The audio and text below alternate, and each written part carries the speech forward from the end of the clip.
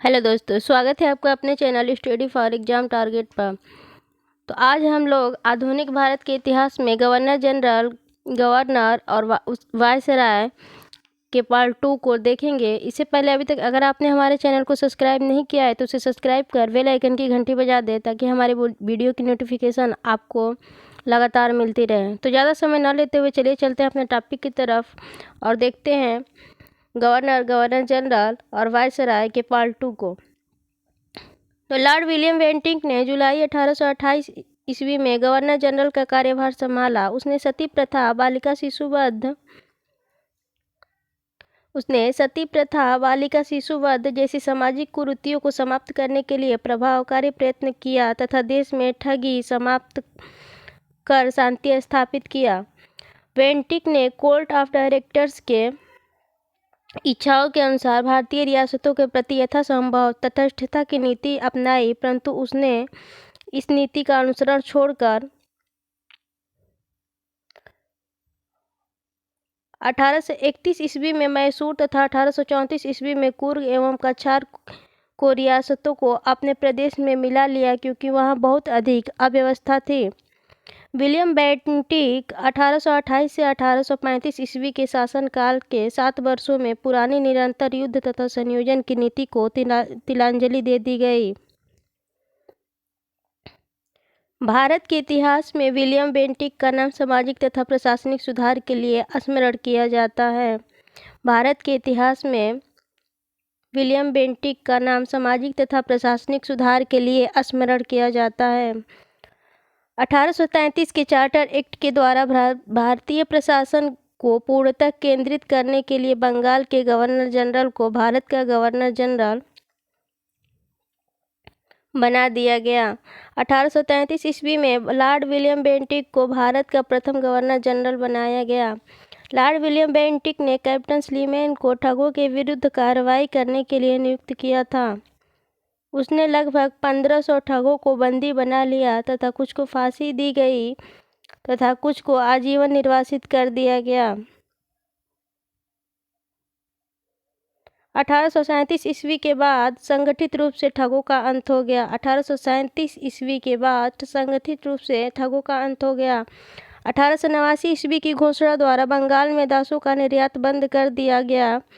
1889 ईस्वी की घोषणा द्वारा बंगाल में दासों का निर्यात बंद कर दिया गया। 1811 ईस्वी एवं 1823 ईस्वी में दासों के संबंध में कानून बनाए गए। 1833 ईस्वी के चार्टर एक्ट में दासता को अतिशीघ्र समाप्त करने के लिए गवर्नर को कानून बनाने को कहा गया। 1843 ईस्वी में समस्त ब्रिटिश भारत में दासता को अवैध घोषित कर दिया गया। 1860 ईस्वी में भारतीय दंड संहिता के अंतर्गत दासता को अपराध घोषित कर दिया गया। नेपाल युद्ध 1814 से 16 ईस्वी लॉर्ड हेस्टिंग्स के गवर्नर जनरल काल 1813 से 23 ईस्वी में हुआ था, जो कि 1815 ईस्वी की सुगौली संधि से समाप्त हुआ था। 1854 ईस्वी में स्लीमैन के स्थान पर जेम्स आउट्रम को अवध का ब्रिटिश रेजिमेंट बनाया गया तथा उसने कहा कि अवध का प्रशासन बहुत ही दूषित है। आउट्रम की रिपोर्ट को ही फरवरी 1856 ईस्वी में अवध के अधिग्रहण का आधार बनाया गया। आउट्रम की रिपोर्ट को ही फरवरी 1856 ईस्वी में अवध के अधिग्रहण का आधार बनाया गया। लॉर्ड डलहौजी 1848 से 1856 ईस्वी में अवध के नवाब वाजिद अली शाह पर कुशासन का आरोप लगाकर 13 फरवरी 1856 को उसका अंग्रेजी राज्य में विलय कर लिया। डलहौजी के व्यापकता के सिद्धांत के अंतर्गत विलय किए गए प्रदेश सतारा 1848 ईस्वी, जोधपुर एवं संभलपुर 1849 ईस्वी, बघाट 1850 ईस्वी, उदयपुर 1852 ईस्वी, झांसी 1853 ईस्वी, नागपुर 1854 ईस्वी तथा करौली 1855 ईस्वी भी थे। कोर्ट ऑफ डायरेक्टर्स ने करौली के व्यापकता के प्रस्ताव को अस्वीकार कर दिया। लॉर्ड डलहौजी ने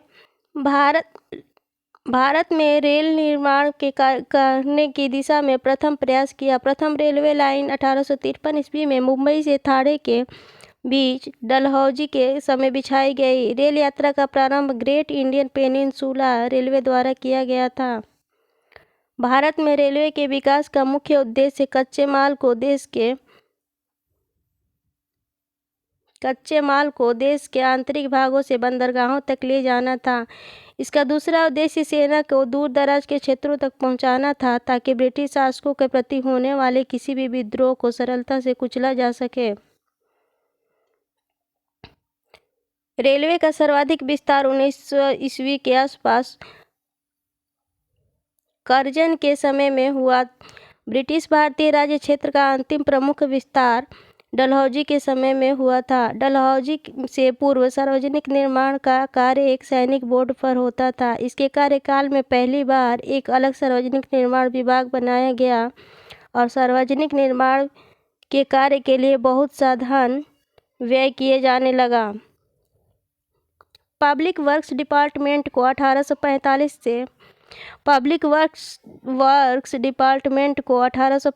से 55 ईस्वी के दौरान स्वरूप देने वाला डलहौजी था।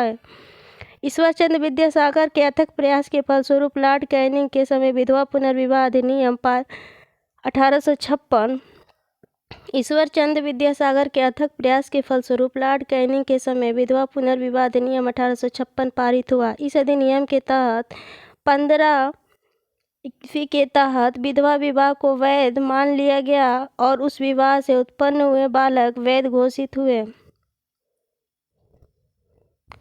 विधवाओं के कल्याण से जुड़े अन्य नेता पश्चिमी भारत में विष्णु शास्त्री और घोदो केशव कर्वे थे। घोदो केशव कर्वे ने 1899 में पूना में विधवा आश्रम की स्थापना की। 1857 ईस्वी की महान क्रांति का सबसे महत्वपूर्ण परिणाम था महारानी की उद्घोषणा। यह उद्घोषणा 1 नवंबर 1858 को इलाहाबाद में हुए दरबार में लॉर्ड कैनिंग द्वारा उद्घोषित की गई थी। इसमें ईस्ट इंडिया कंपनी के शासन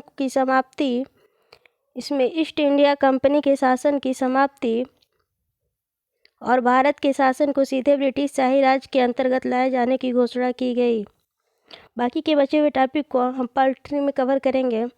वीडियो अगर पसंद आए तो उसे लाइक करना ना भूलें। धन्यवाद।